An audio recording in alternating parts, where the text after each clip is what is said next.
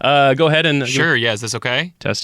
Test. A little higher for you. I remember, actually, you had one of the more powerful voices when you came into the studio. Yes, I tend to do that, so... Okay, this should be just fine. Let's get started. Hey there, and welcome to Taiwan Talk, where we share the stories of people living in Taiwan. I'm Trevor Tortomasi, and joining me in the studio today is Liam Fanning, a local thespian and organizer of the upcoming Taipei Shorts V, or V if you want to say it that way, the fifth installment of a series of short theater plays lovingly crafted by the local performance community. Liam, welcome to the show. Hi, thank you for having me. Okay, first off, right into it. Can you tell us about Taipei Shorts, what it is, and what's going on? Sure. So Taipei Shorts is a theater festival performed this time bilingually. What it is several different one-act plays which are written, directed, and performed and produced as well by people who live here in Taipei or other parts of Taiwan. So they're presented all together in one night of lots of fun. Bilingual, too. Yes. So does that mean you have the subtitles or surtitles going on this time? So yeah, I don't know which to call them, sub or sur, right? But yes, we do have them. Mid-titles right over the actors' faces. They're supposed to be right above the actors' heads. So I don't know. Yeah, super titles, I guess. So super I titles. can't wait till we get some holograms going on. You just have the subtitles over each person's head. Yeah, that would make work permits a lot easier, right? Because you never know like who's an actor and who's a hologram, right? Right, yeah, I would love that. But yes, so it will be bilingual. So we have 6 plays performing in English and 2 performing in Mandarin, but whichever language the play is not performing in will be translated and projected onto the stage for people to read in real time. So it'll be totally bilingual. Okay, that is awesome. So can you there's 8 plays this year, you said? Yes. Okay, so that's a lot of plays, but can you run us through maybe some of the plays, their names, or what's going on? Sure. So the plays this year, there's a list of 8. I won't go through the whole list today, but we've got a bunch of different selections. So for example, we've got some more modern pieces, which are more abstract and absurd, that take the point of view of like a cat, which is one of them. There's some that explore maybe the relationship between 2 friends. There's some that are more about the relationship between parents and children, or young adults coming into their own life. There's also a few that tackle like bigger issues such as like romantic relationships, and then like romantic relationships and their place in our world, right? Like how important should we think about them, as well as kind of our relationship with culture broadly, both culture in terms of geography, but also in terms of maybe stories that we continually tell each other over and over again, the weight of those and things like that. What I really like to do in these kind of shows, I really like to be able to have different genres represented. So to have some that are pretty realistic and, focus on like the human element, and then to just completely contrast that with a more absurd piece is always something I really like to do. Can you walk us through the process of putting these plays together? It's a long process. You have directors, writers, and actors. Where does it start? Sure. So the first thing we usually do is start with the writer's call. So we get writers to submit. This time we were lucky enough to get like 300% of what we really needed. So It was really cool to be able to like really sift through and sit with these pieces. And I got to say, I think that the pieces that were submitted this time were just of a very high quality. So just generally across the board. So you guys got like 24 plays coming in. Yeah, and at least that, yeah. And then how early do you start before? Like if this event is happening in November, so right. You guys started how early? I forget when we put out the writing call, like for when we picked the plays, but I believe it was like maybe February or March that we were selecting the plays. Yeah, so it was quite early. So we picked those plays, we reached out to the playwrights, and then once we get all that sorted out, then we start the search for directors.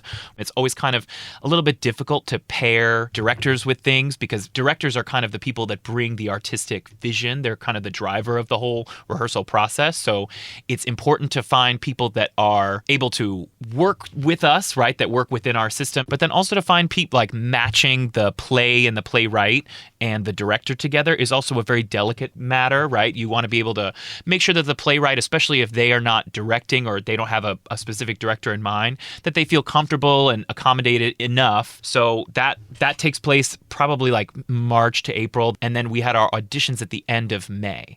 So that's when we get the actors in, we make selections, we send out messages being like, oh, would you like to be in the play and everything like that. So probably around the last weekend of May, the first weekend of June was when all of that was set. So, and basically from that point on, that's when the plays rehearse, right? They start to practice. That was also summer summer vacation, right, for a lot of people. So Yeah. a lot of people went away. So it was like, logistical balancing and everything like that. So, and at that point, each of the 8 plays practices individually. So it's really kind of an opportunity for people to just go, deep into what they want to do, kind of create what they want. And then at the end, we come back together and are able to share with one another what we've come up with in the form of the show. Okay, that is awesome. Last year, you came in to talk about Taipei Shorts 4. These are really big projects. So 1 Taipei Shorts per year seems like a pretty good pace.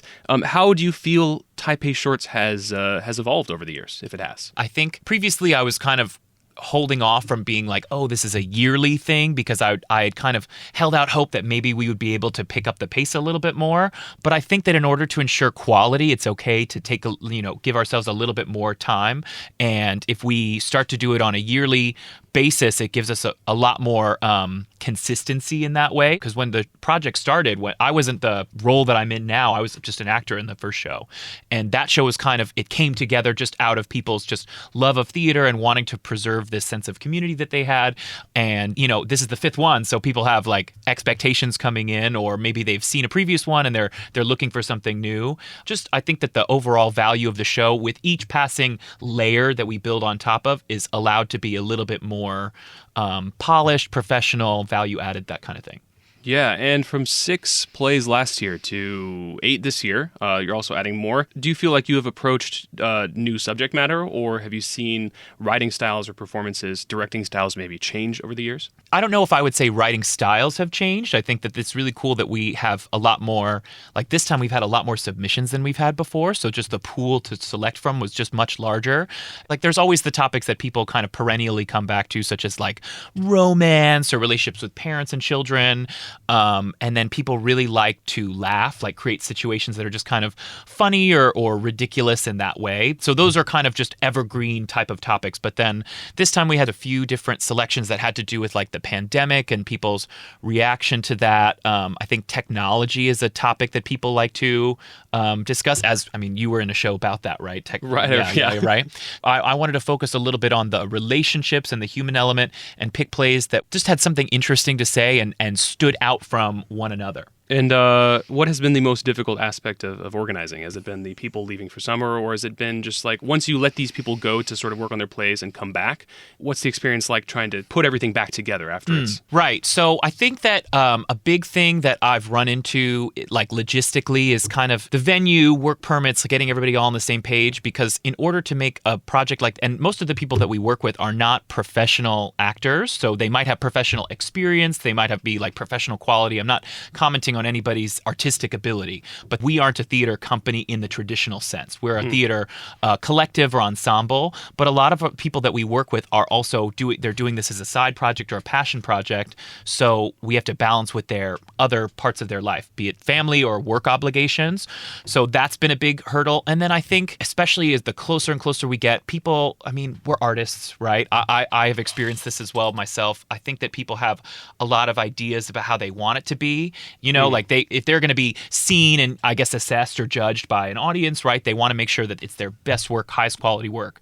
So it's sometimes you have to find that core of like, what are you really looking for? Like people come into this with this passion that's really moving them forward. You should expect passionate people. So I think that it's kind of an interesting dynamic. Yeah, and this is a meeting of so many passionate people. Wait, how many people are involved with the Taipei Shorts this year again? So for the full thing, it's upwards of 40 people this year. So that's including playwrights, directors, producers, and all the actors. But I think we have 31.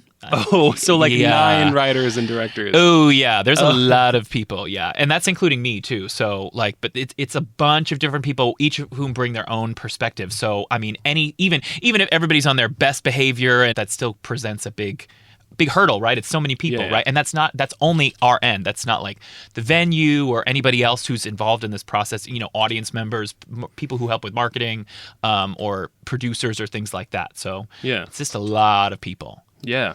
What has been some of Taipei Shorts' greatest successes over the years that you've seen? Okay, I'm going to be really sappy and cheesy here, but I think the biggest successes are when it's like there's maybe somebody who's introduced to theater for the first time, or maybe reintroduced after an extended break kind of thing. People who are able to re-enter in this way because they thought they had to give it up because of maybe a language barrier or, factors in their life that exclude them, or maybe they've just never had the bravery or the courage to do it, and then they felt, maybe I'll give this a try, and then they love it, right? And then I think that a time when the audience leaves and they, something that they saw resonated with them. I think that because each play is its own little slice of perspective or somebody's artistic vision, that I think that anytime that if it resonates with an audience, then it's a good thing. I'm really proud of all the work that everybody's done to make this possible. This is Taipei Shorts V, and we have this number on it because we are really the product of all that people who have come before us have built.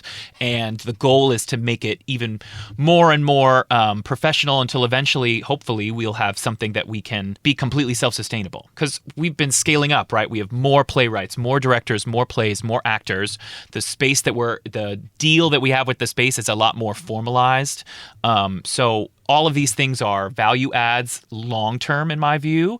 And I'm hopeful that if we can build in some more consistency and sustainability, that we can build something that hopefully by the time that if somebody else comes to Taiwan in the future, now that our borders are opening up soon. Right, yeah. I hope that this is a little bit more of a landing pad than maybe I had when I arrived. But it really is, it's keeping, like the tagline says, keeping English theater alive in Taiwan, as well as sort of incorporating Taiwan's local culture with the English theater. Right. Actually, we've updated the tagline. So that was the previous tagline, right? So I think at the time when Taipei Shorts kind of first came to be, that was a big goal, keeping English theater alive in Taiwan. But so I think that moving forward, I kind of am looking for something that's a lot more inclusive or pluritative in the way, I think keeping English theater alive is kind of a good goal, but I want it to kind of be a little bit more holistic. So we changed it this time to global theater, local talent.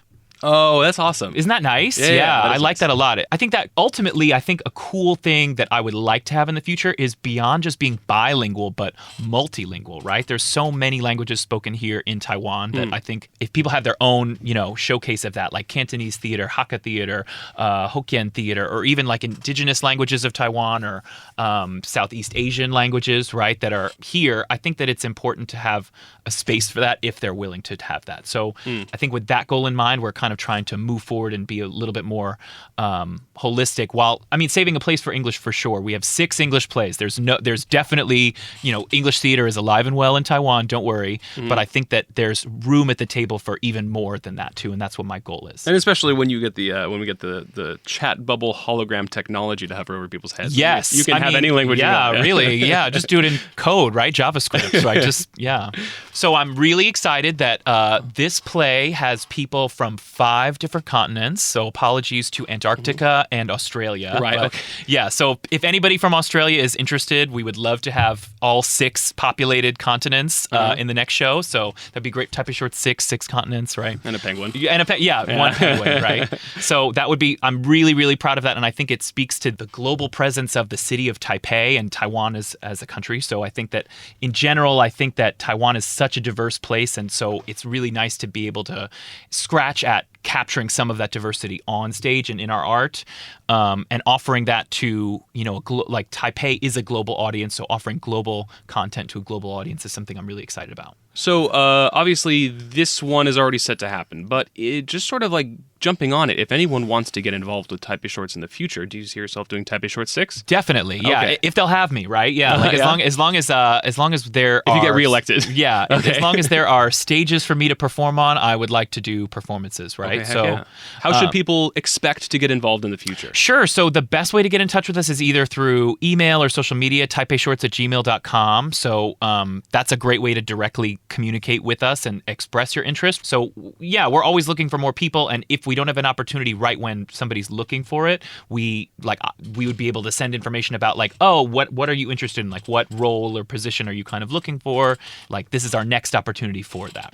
Well, this all sounds friggin' fantastic. fantastic. When can people expect to see these plays and where? Sure. So our performance dates will be November 11th through the 20th. Those 2 weekends, Friday, Saturday, and Sunday. Friday and Saturday shows will be at 7:30. Sunday, the shows are at 2:30. All the plays are at the Playground Theater, Nansuen Juchang, which is right across the street from Taipei 101. So it's a big difference from our previous locations. We've been at formerly the Red Room. Then we were at Furen University. The last time we were at 2-3 Comedy. Big thank you to all of our previous venues for all of their support in the past. And so this is a new venue, a new cooperation that we've had with them. So I'm very optimistic because I've seen a lot of great theater done there already. Like I feel very honored to be on the same stage as some of the other shows that have performed there. And I think that it's just like a great opportunity to give people, more central location, and I just at least more space. Right, more space. Yeah. I just think that there's a lot more that we can offer in a space like that. Yeah, and right across from the 101, you can't miss it. Right, yeah, like giving people directions. Get to 101, cross the street. Like that's literally how you get Which there. Which one? Oh, right, okay, yeah.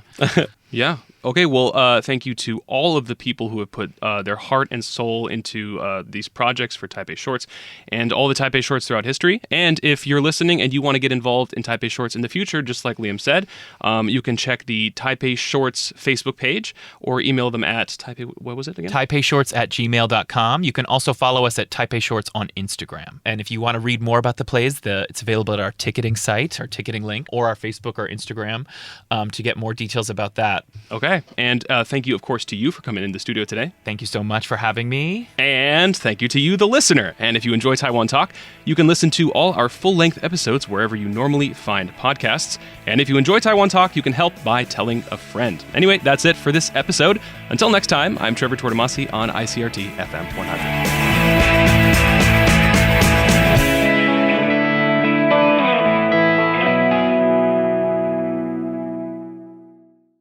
If you'd like to hear more from ICRT, you can check out our other podcasts. We've got Taiwan This Week, a roundup of the news in Taiwan every Friday, English in the News, for useful English expressions explained in Chinese, and EZ News, spelled with the letters E and Z, for simplified daily news. For some lighter news in both English and Chinese, check out News Bites and News for Kids. And if you enjoy them, tell a friend. Thanks for listening.